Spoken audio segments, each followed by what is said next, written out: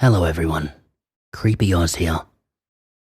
Tonight's story was written by somebody whose first language is not English. I've smoothed out bits and pieces as best I can, but I do make a point here to stay as true to the original stories as I possibly can. So, some parts of it might feel a little awkward and jarring.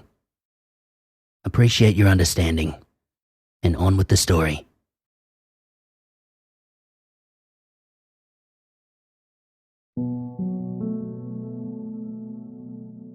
I was one of the lucky ones who got out alive as a humanitarian volunteer in certain locations in Afghanistan. Due to reasons, I will not mention the exact locations here on Reddit. We specialize in providing emergency healthcare and basic needs of families that were on the crossfire of the war back in 2008. We sometimes get in situations that we need immediate evacuation of the families. Every day we seem to make arrangements on areas within the safe zone against the Taliban forces and provide help to the families in the towns or seek immediate evacuation if necessary. Although there were times that seemed to stick with every one of us during our missions back in the ravaged country, and this was one of them. We were headed to a town that was reported to be desolate, left for dead by the living residents due to the danger it might cause when the crossfire erupts between two forces. But we still got sent to assess the area and evacuate any remaining civilians and families that still sought refuge in the abandoned town. Aided by the US forces along the way, we managed to get to the town with no further damage. The town seemed to be left for dead. No sign of anyone running to seek help from us when we came. Not even a trace of anything for the last couple of months in this town. The houses seem to greet us like they haven't had any visitor for ages. We tried to survey the area for any signs of other people, or find any bodies of the unlucky that succumbed to the inevitable hunger that caused this town to be abandoned, if it wasn't because of the war. The town seemed to be out of nowhere, between other remote areas, and there's no way the people of this town can get to another place of civilization without any vehicles with them. It was crudely located between a set of hills. Nothing seems to be unusual, except for a cave that was etched between the hills not far from the town. It seems that this cave was eerie because of how it was placed on the hill.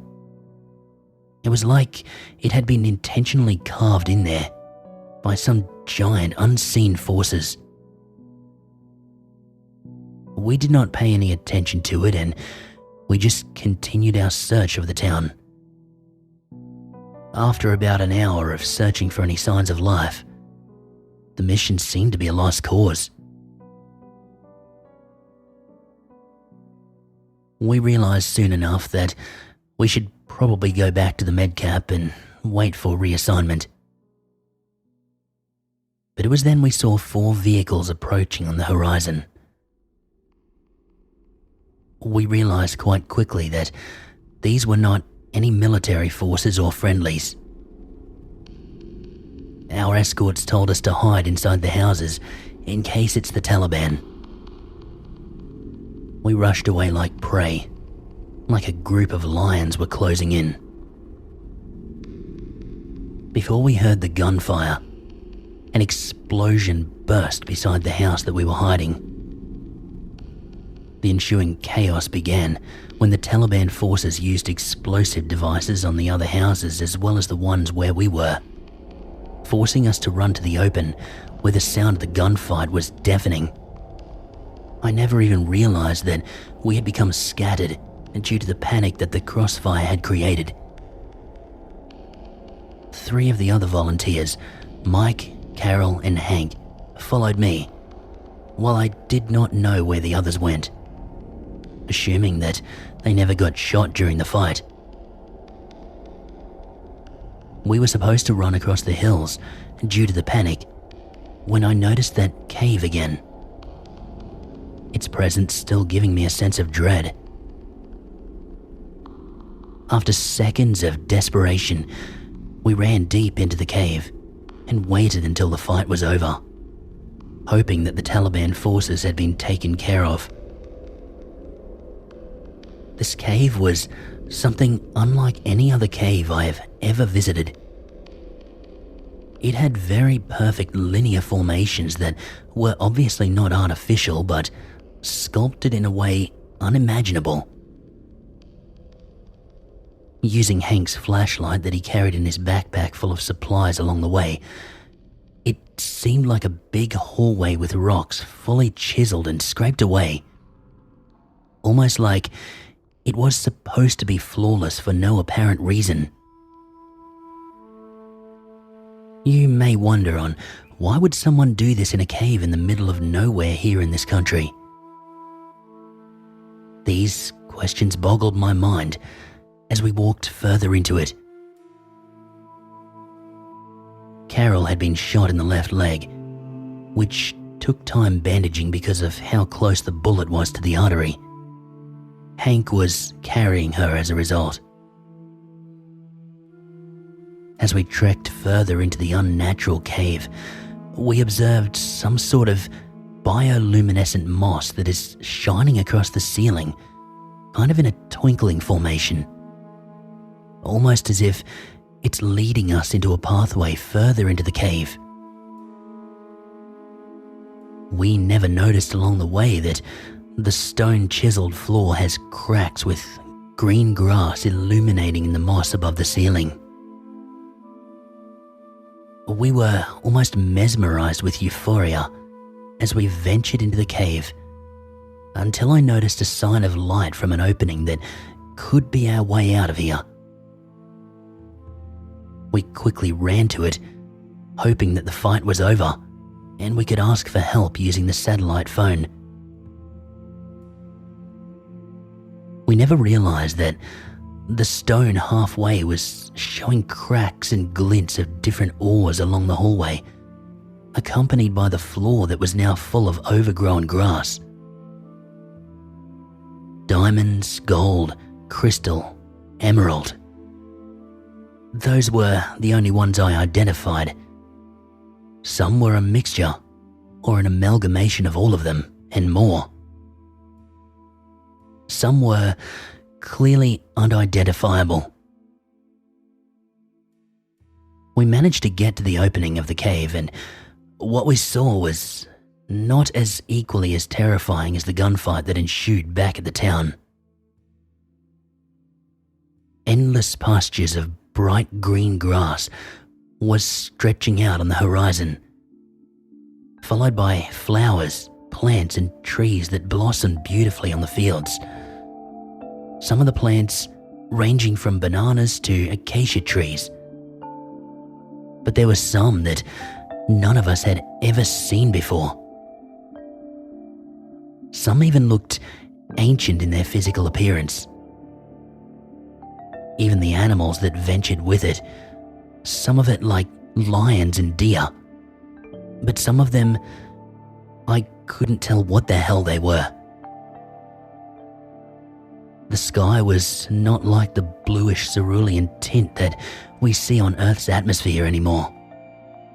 It had a pinkish glow with reddish to partly rainbow, like the lights of the aurora borealis I saw in Iceland. I had a sense of dread crawling up my spine. Even Hank, Mike and Carol stood there with me in silence, wondering whether this was all a dream or there was something terribly wrong in this place. It was because of the state of shock that we never realized that there was a giant tree overlooking at the center of this field, far larger than the rest of the trees that loomed over it. We never realized that Mike dropped his backpack and paced forward, staring at the unimaginable place that we never thought we could see, even in our dreams.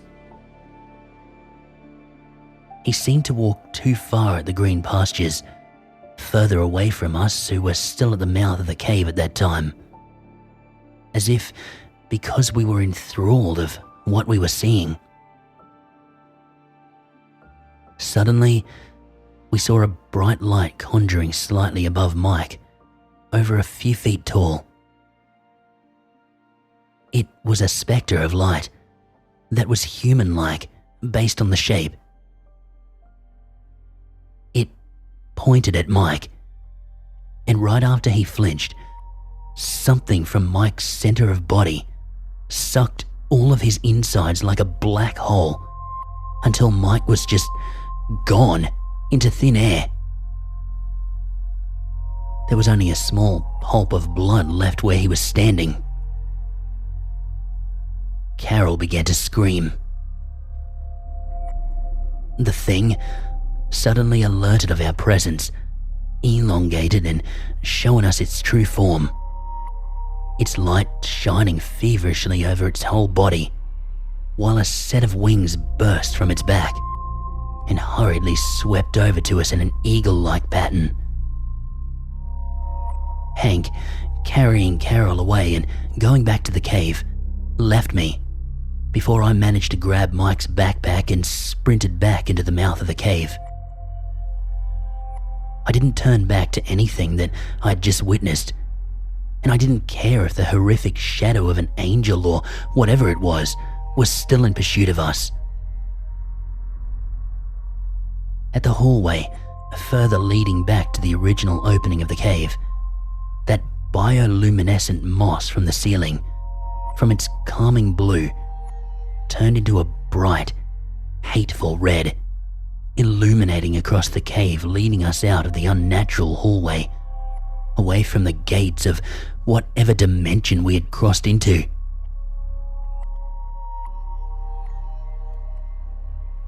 We managed to get back to the abandoned town. It was almost sundown, and to our relief, there were 2 Black Hawk helicopters patrolling across it, followed by dozens of US forces that hesitantly helped us once we were out of that cave. The Taliban forces were mostly taken care of during the gunfight, but most of the scattered volunteers who never knew were either killed off by explosions or got shot in the crossfire. Among the 3 of us, only 7 out of 30 volunteers got out alive of that dreaded town. We were debriefed on what had really happened on that day, as if the government already knew what was in that cave, and we never knew why we were sent down there, when they already knew that that town was abandoned. The 3 of us were sent back to our homes and never got in touch since then. I still dream of it. The nightmares.